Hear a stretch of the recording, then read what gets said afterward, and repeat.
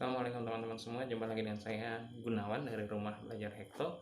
Kali ini kita akan membahas mengenai cinta pertama seorang anak. Seperti apa videonya? Simak video ini sampai habis. Jangan lupa untuk klik like, share, subscribe, dan kalau ada pertanyaan, tulis aja di kolom komen. Oke?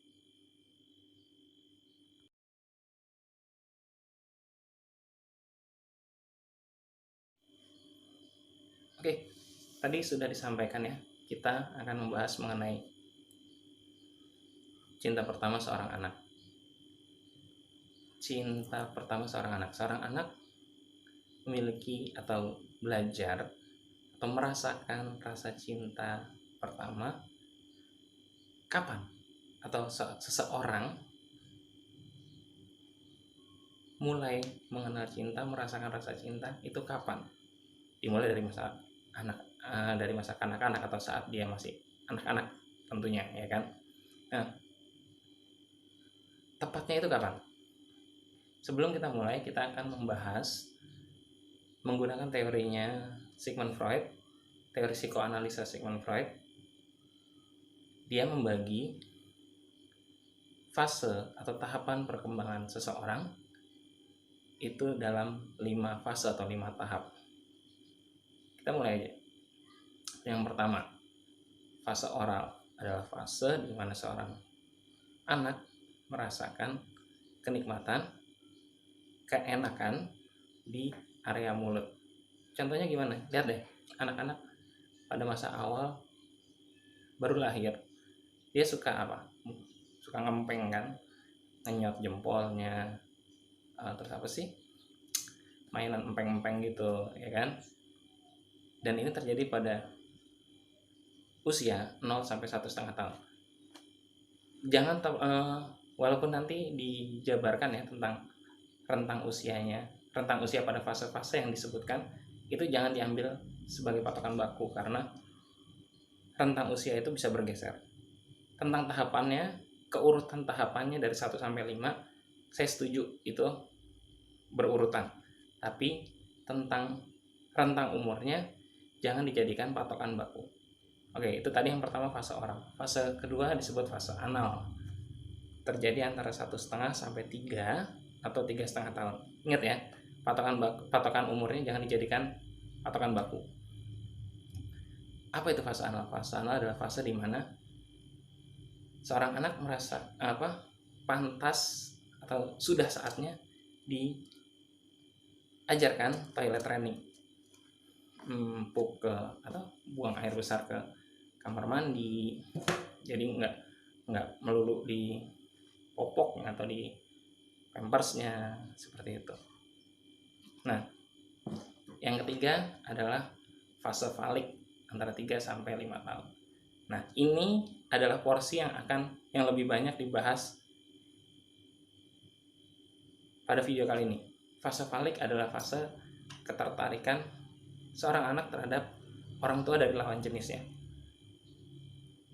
Yaitu misalnya anak laki-laki jangan diartikan suka itu dalam arti sempit ya, suka atau dan nyaman. Yang saya maksud adalah suka, nyaman, tenang, enak, bahagia dengan orang tua dari lawan jenisnya. Terjadi pada fase falik ini, dikenal dengan nama Oedipus kompleks atau Elektra kompleks. Apa itu Oedipus kompleks? Apa itu Elektra kompleks?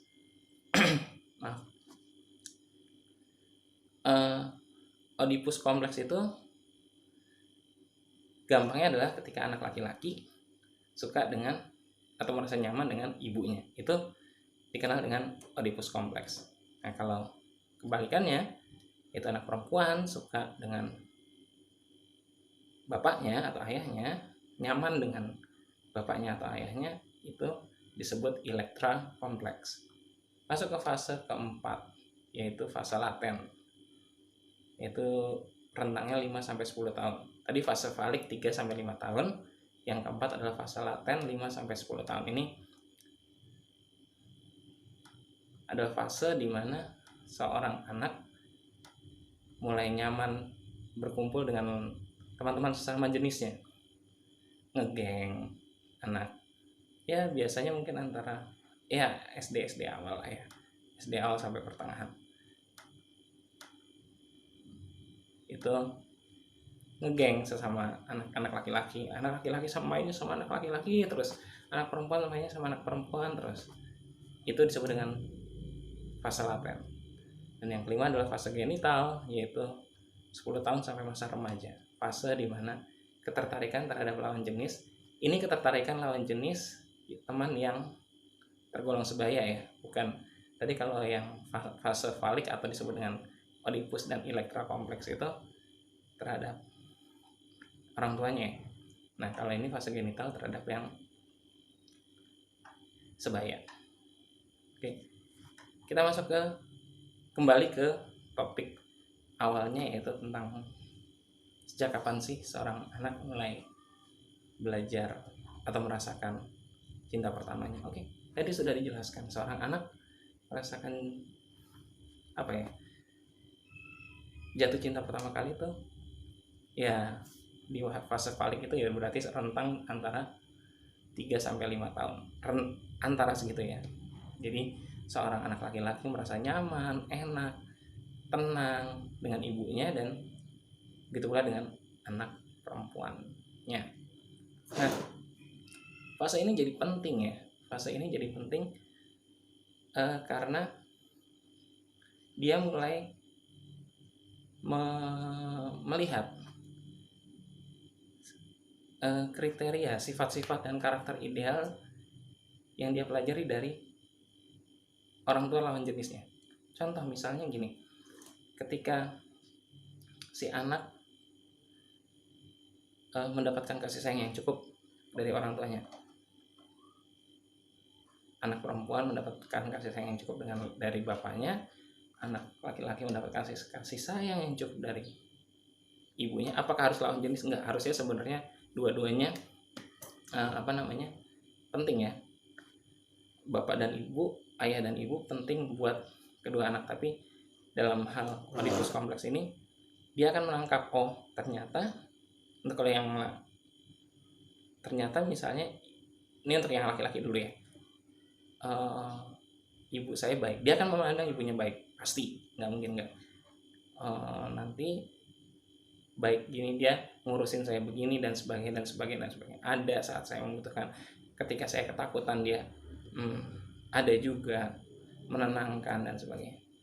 Secara nggak langsung itu nanti nilai-nilai yang akan ditanamkan ke dia, diterima dia, dan itu nanti akan dia cari saat dia sudah remaja, bahkan beranjak dewasa, atau bahkan mungkin sampai dewasa, dan secara tidak sadar dia akan nyari orang dengan karakter seperti itu untuk dijadikan pasangan hidupnya. Begitu pula dengan yang cewek. Nah, yang cewek atau anak perempuan akan mencari seperti itu. Makanya kalau misalnya ya yang sudah dewasa, jadilah orang tua yang baik, karena nanti itu yang akan ditanam masuk ke dalam jiwa si anak, dan itu akan diterima secara tidak sadar, ditanamkan ke dalam dirinya, dan itu yang dicari. Terus gimana kalau misalnya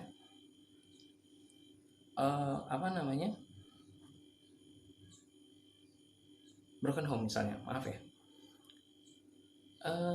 broken home, dan kalau misalnya ternyata salah satu dari orang tuanya nggak ada, baik itu broken home atau meninggal, bagaimanapun seorang anak dalam tahapan rentang usia tadi yang sudah dibahas, itu dia akan mencari orang tua. Itu kan sebenarnya kalau dalam psikologis anak itu udah kayak dua mata uang dengan dua sisi.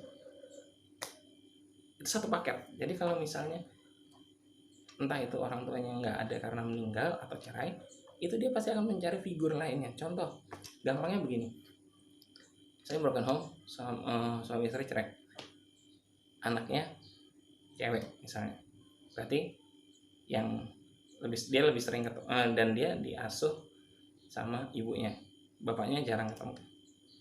Dia akan mencari figur bapak yang dekat di lingkungannya dia. Siapa aja, bisa jadi omnya, atau mungkin dia nyaman dengan kebetulan misalnya di sekolah dia nemuin guru yang enak atau ketemu tetangganya dan itu jadikan figur.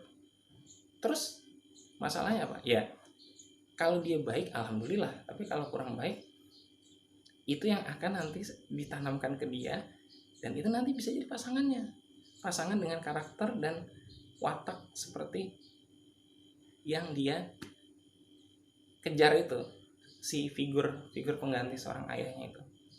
Begitu penting sekali fase ini. Jadi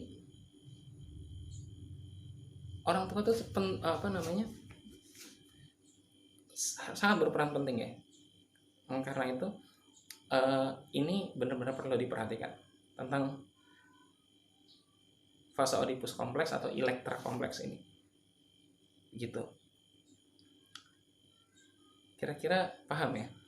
Nah, tentunya tidak untuk membahas ini tidak hanya dari sisi Oedipus kompleks atau Elektra kompleks juga ya, untuk menjadikan seorang anak lebih baik itu ada juga pola asuh gimana sih yang cocok atau yang ideal itu. Saya dulu pernah bikin videonya, nanti lihat aja di deskripsi atau di pojok atas sini, sekitar sini. Dan juga perlu teman-teman semua pahami bahwa ketika seseorang telah tumbuh itu banyak aspek yang mempengaruhinya. Jadi kita atau anak-anak kita adalah hasil dari penjumlahan atas apa yang terjadi, atas apa yang mereka alami dalam hidup. Itu juga saya pernah bikin videonya. Ntar ada di deskripsi, ada juga di pojok atas. Judulnya tentang kita adalah penjumlahan atas apa yang kita alami dalam hidup ini. Seperti itu. Jadi betapa pentingnya peran orang tua terhadap anak. Kalau misalnya ternyata harus berpisah, ya usahakan selalu ada. Kalau misalnya nggak bisa selalu ada, ya paling nggak sering kali ada, gitu. Karena nanti takutnya di masa berikutnya atau masa depannya si anak ini salah langkah, nggak ngerti harus ngapain, akhirnya dia cari figur orang tua yang dia cari, kebetulan ketemu yang kurang baik, akhirnya nanti bisa salah pergaulan, ya repot. Mungkin sekian dari saya. Kalau misalnya ada yang mau ditanyain yang berhubungan dengan video ini, berhubungan dengan tema di video ini, tulis aja di komen. Kalau misalnya mau ngobrol-ngobrol atau curhat yang di luar topik ini, bisa di IG dulu, nanti juga dipajang atau dituliskan di blog saya, nanti saya tulis di deskripsi. Ntar dilihat aja. Oke, mungkin lebih kurangnya saya mohon maaf. Saya Gunawan dari Rumah Belajar Hekto undur diri. Jangan lupa untuk klik like, share, subscribe, dan komen. Terima kasih.